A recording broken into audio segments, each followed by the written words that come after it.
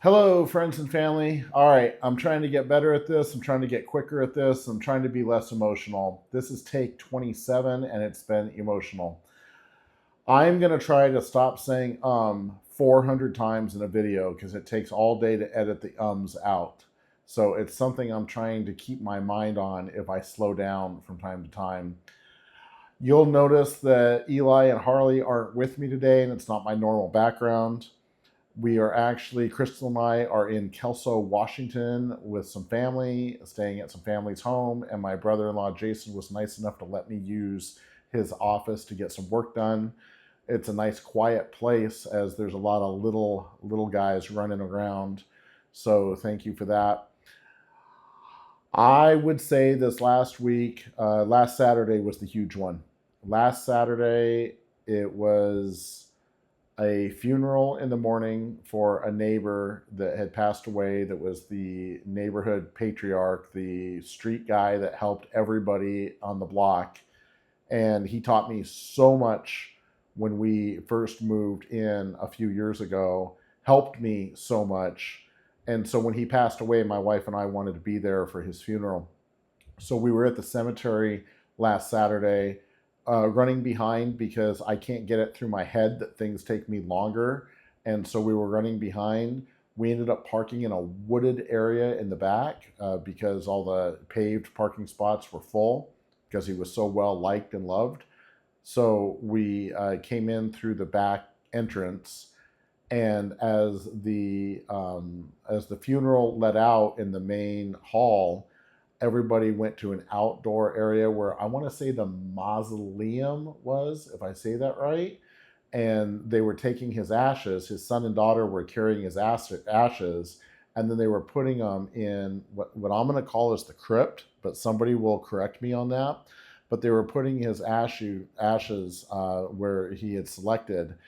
And as this all let out and everybody separated to go to the reception that was off site, I was talking to a neighbor with my wife, and I said, "Hey, can you go get the car and bring it around because I think it'll be easier than me going, through the way we came in." She said, "Absolutely no problem." And then she said this. She said, "Be careful of the steps." And I was in the middle of a conversation and I heard her say, "Be careful of the steps." I know she said, "Be careful of the steps." But here's what I heard. I heard, "When I bring the car around on the circular driveway, you're going to come down through the walkway, and then the walkway is going to have some steps that are going to come down into the driveway." That's what my head processed.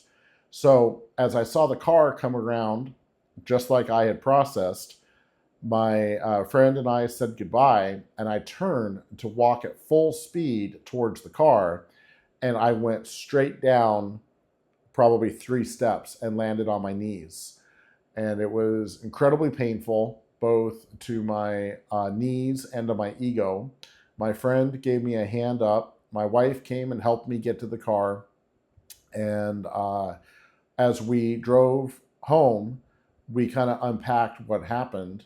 And she said, "Be careful of the steps." And then she pointed down at the steps, and I didn't see that at all. And then what I heard was something different. So again, these are life lessons on the fly as we're living. So we got home, and I iced my knees and I iced my ego a little bit, and then we got ready to go to a baby shower. So we had a funeral in the morning, baby shower in the afternoon, but it was for my niece, and my nephew and his partner had flown in, and my sister had catered the event, and it was just an intimate gathering. And I was looking forward to this all week long. I was really excited. And I've been to my sister's house tens, hundreds of times, tens of hundreds of times probably. And when I'm in an environment that I know, I generally feel more confident than when I'm in an environment I haven't been at before. So we were at my sister's house. We were getting ready to. Everybody had dished up, and everybody had gone outside because the day was so gorgeous, and there was a big circular seating area. And what I found is when I go from light to dark or dark to light, I have to pause and take in what's going on around me. And so that is confusing to everybody else. And I get that. I understand that. It should be. It would be confusing to me and the opposite, you know. And so as I was coming outside through the single doorway leading out to her patio, there's two steps. There's two steps that go down, and they're steep steps. So I paused because of what happened that morning. And my sister immediately set her food down and came walking fast up to me and grabbed my food and kind of grabbed my hand and helped me down the steps. That is great. That is what a sister does. That's what a relative does. That's what a friend does. And yet I got really choked up and I got really emotional and I had to take a moment.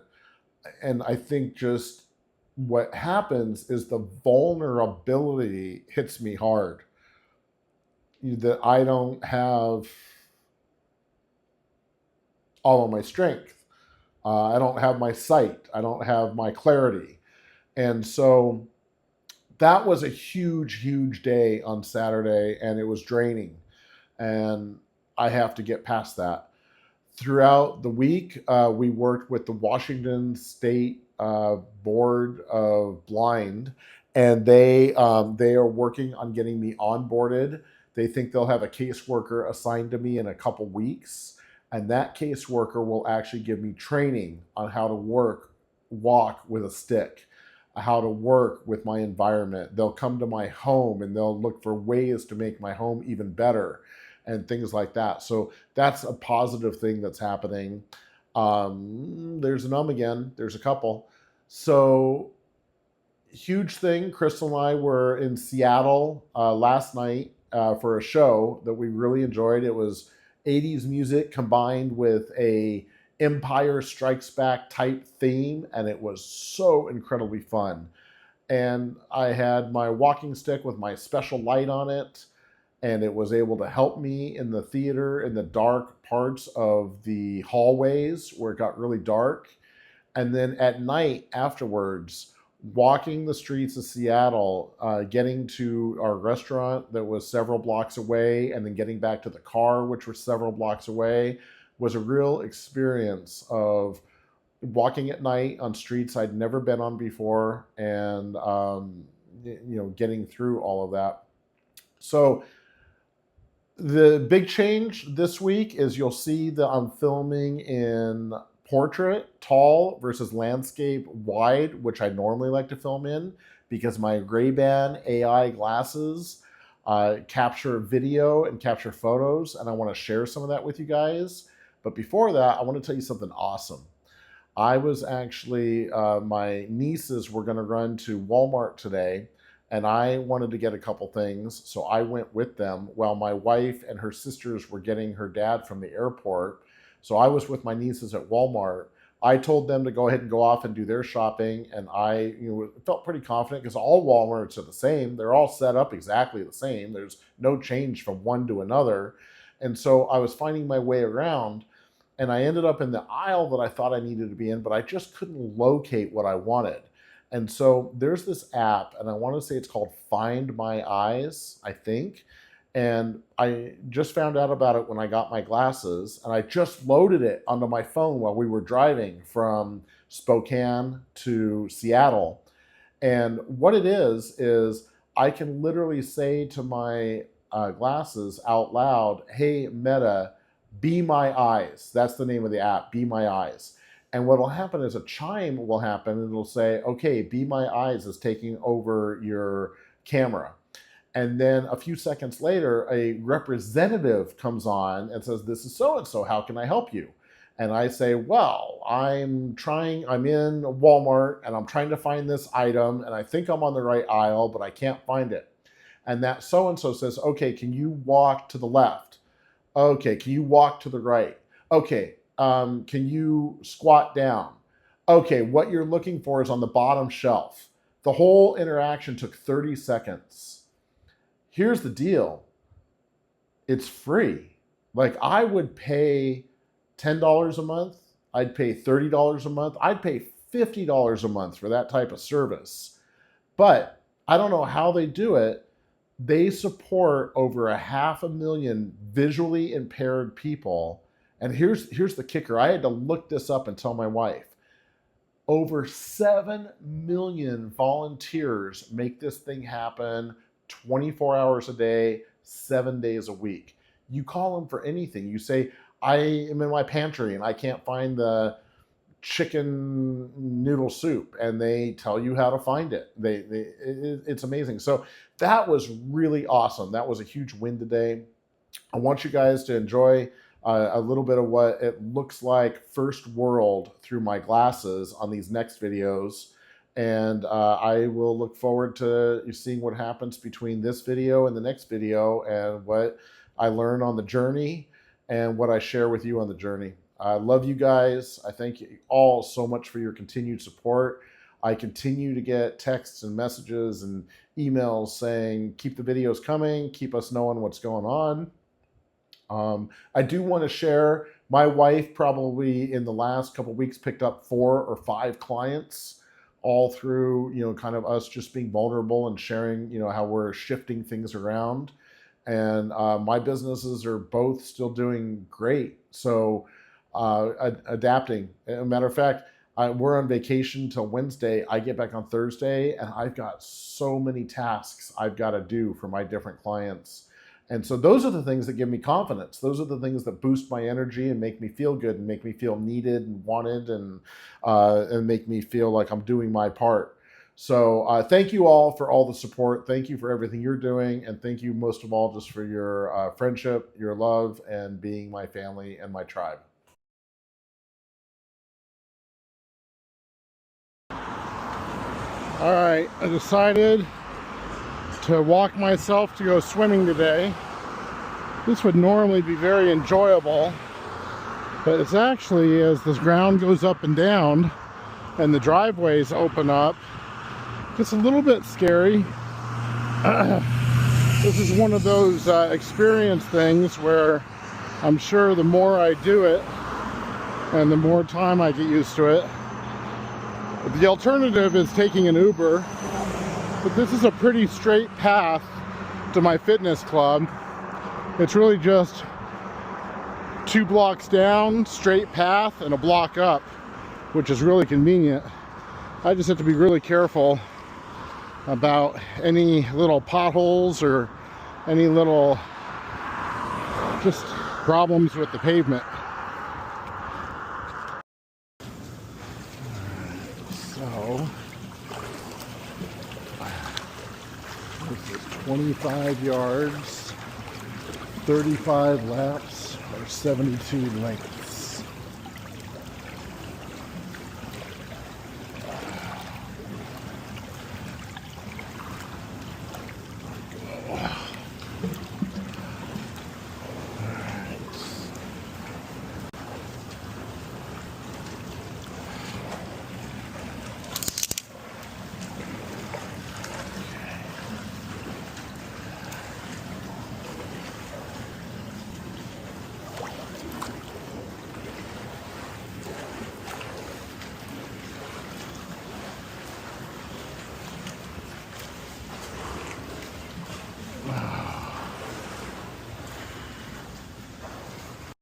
So one of the things I did when we moved into this house is I installed a brilliant light switch, which when I pass by, it has lights that turn on automatically. That's really nice. Another thing I did was, coming in and out of this exit, I installed an automatic light. All right, so I know what the big question is, and the big question has to be, can this guy still do chores? And while I could probably play the disabled card pretty good, and my wife would let me play it pretty good, the reality is I've always enjoyed doing it. As a father and as a husband, I've always thought it set a good example for my kids, not only to see me doing my part around the house, but also as they grew up and became adults and possibly spouses, that they would be good to their partners. And so while my wife would definitely let me out of this chore and many other household chores, so far I have figured out ways to continue to do it. And either that is me being really intelligent or me being really stupid. But regardless, it is something I really enjoy doing, and it's crazy. I'm super, super busy at my computer right now, and sometimes I find I just need a break, and this is a good way for me to take a break. Although my wife usually disagrees. Now this sometimes happens. You get these guys laying right in the middle of the floor, and I do almost stumble over them from time to time. It actually happens.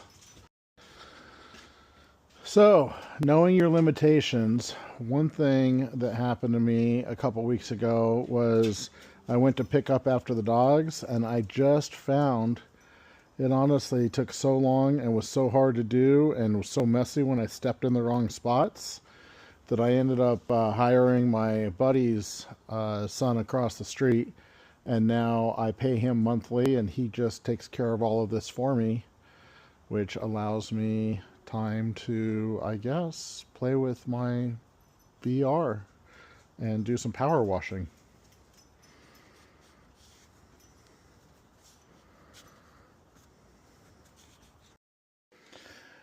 So when it comes to my backpack, and I'm still learning things, but I have a backup power bank just in case I need some power.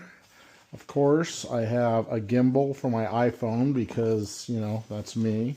A microphone for my iPhone because that's me. This is a cool little magnifier reader that I can attach to the MagSafe on my phone, and then I can use my phone for reading something on magnification if I need to. So that's going to get me out of some pinches. First aid kit, because apparently I fall, I scrape, and I can get bloody. So we got that. And then with this here, that's just more power. I'm a guy that just runs out of battery life. That's for my magnifier. Back scratcher, because gosh, you know, you get that scratch, you just want to get that itch. And then you've all seen the Jedi stick, but there's a light on here that's a high intensity light, and what we did was we bought 2 of them. And so over here I've had this charging because we're getting ready to travel, and so should I end up in a dark situation and should I need light, I have this unit, and then if I have to take that unit off, I can pull this one out, put that one in, put this in the charger, and this could give me days of light should I end up in a really dark situation, especially at night, and out of my normal area. All right, this is road trip music as Crystal and I are heading out to Seattle for evening of fun, and then off to spend some time with family for the next week. It's my first time making a trip in the passenger seat, so I'm going to ask for everybody's prayers of wisdom. For me. For my wife. My wife got me a tennis ball for my stick, so when I'm on pavement like that, I know that there's stuff. All right, there's the Space Needle right there. We talked about going and eating there, but maybe next time we visit. So when we pulled in from the street yesterday to our hotel inn, this was the parking spot, and Crystal went in to register us, but she's still getting used to things, and so when I got out of the car, we hadn't communicated well, and I had no idea of my surroundings, and so I actually went down to this parking lot, didn't know what to do, came over here, didn't know what to do. Finally realized that that was a door over there that I saw some people coming out of, so then I was able to go in, and then I was able to find Crystal. But still, things that we're learning is just, you know, how to communicate, me asking questions, telling her what I need, and her thinking ahead and not just living everyday life. So that's our first travel tip. So my wife and I both drink a lot of water, and we ran out this morning. It's nice when I can find things that I can do that she doesn't have to. Like I said, I don't want her becoming my personal assistant. She does so much as it is.